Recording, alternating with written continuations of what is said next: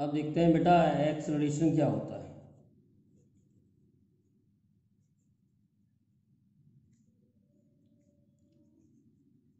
Rate of change of velocity, rate of change of velocity is called acceleration.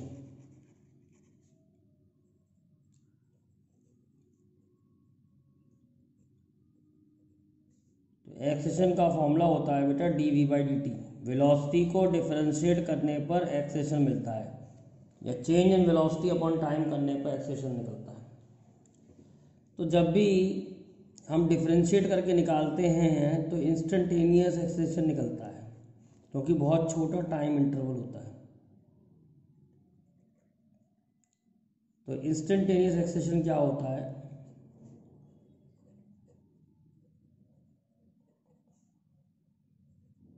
Acceleration at any instant of time, acceleration at any instant of time.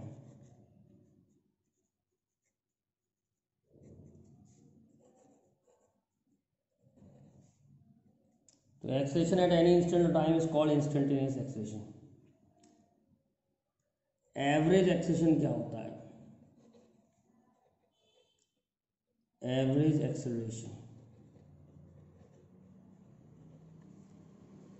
तो average acceleration होता है change in velocity upon time. तो जब बड़े time interval पे निकालते हैं तो एवरेज एक्सेलरेशन मिलता है।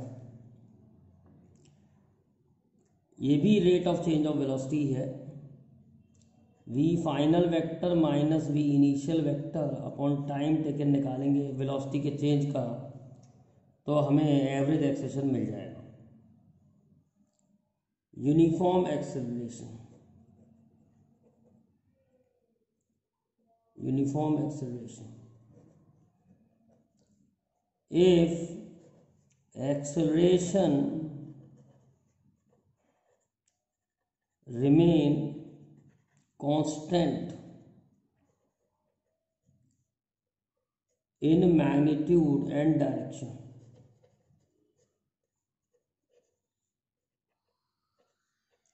अगर एक्सेलरेशन कांस्टेंट रहता है मैग्नीट्यूड और डायरेक्शन में तो इसे हम कहते हैं uniform acceleration. Non uniform acceleration,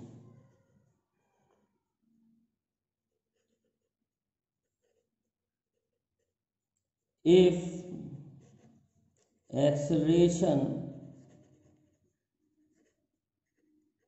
changes with time, changes with time, either magnitude or direction,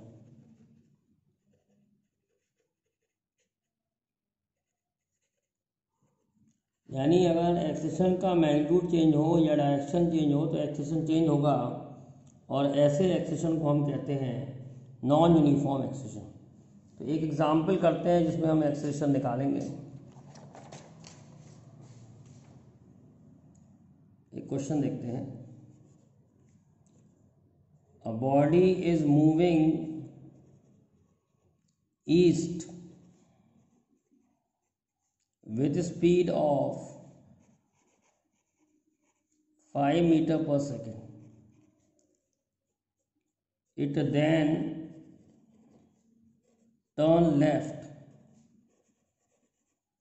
and move with speed of 5 meter per second. If time taken to turn is 2 seconds, find acceleration। तो यहाँ पर हमें acceleration निकालने के लिए formula लगाना पड़ेगा change in velocity upon time. तो चेंज इन वेलोसिटी एक वेक्टर क्वांटिटी है। चेंज इन वेलोसिटी बेटा वेक्टर क्वांटिटी है, तो सब्ट्रैक्शन जो होगा वेक्टर सब्ट्रैक्शन होगा, ये v final minus v initial vector में सब्ट्रैक्ट करना पड़ेगा। अगर किसी को वेक्टर सब्ट्रैक्शन नहीं आता है तो पहले वेक्टर सब्ट्रैक्शन की वीडियो देखें। तो पहले जा रहा है ईस्ट, देखो पहले डायरेक्शन बना लेते हैं, ये नॉर्थ है, ये साउथ है, ये ईस्ट है, ये वेस्ट है।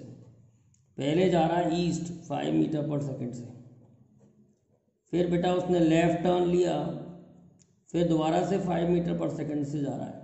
तो टर्न लेने पर उसकी वेलोसिटी का डायरेक्शन चेंज हो गया, इसलिए वेलोसिटी चेंज हो गई।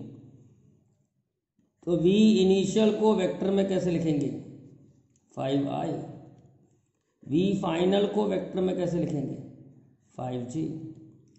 तो चेंज इन वेलोसिटी क्या हो जाएगा v final minus v initial, तो 5j माइनस 5i। और एक्सेशन का वेक्टर जो है वो है change in velocity vector upon time, तो 5j minus 5i upon time 2 seconds, ये हो जाएगा 2.5j माइनस 2.5i। अब इस एक्सेशन का मैग्नीट्यूड कैसे निकालेंगे 2.5 का स्क्वायर, i कंपोनेंट का स्क्वायर प्लस j कंपोनेंट का स्क्वायर, दोनों कंपोनेंट के स्क्वायर कर लेंगे। i का माइनस 2.5 है, j का प्लस 2.5 है, तो ये आ जाएगा सॉल्व करके 2.5√2। तो ये मैग्नीट्यूड हो गया। और डायरेक्शन निकालने के लिए इस वेक्टर को प्लॉट कर लेंगे, ये सब मैं सब्ट्रैक्शन में सिखा चुका हूँ। तो ये -2.5, तो -2.5 इधर है और 2.5 ऊपर है। तो ये एक्सेशन का वेक्टर प्लॉट कर लिया।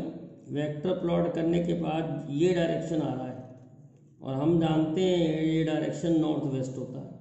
तो आंसर हो जाएगा 2.5√2 मीटर पर सेकंड स्क्वायर नॉर्थ वेस्ट। आ गया समझ में, नॉर्थ वेस्ट हो जाएगा डायरेक्शन। एक बहुत सिंपल सा तरीका भी होता है, पहले जा रहा है ईस्ट, बाद में जा रहा है नॉर्थ, तो जो पहले वाला डायरेक्शन है उसे उल्टा कर दो वेस्ट, तो आंसर जो होगा वो होगा बेटा नॉर्थ वेस्ट।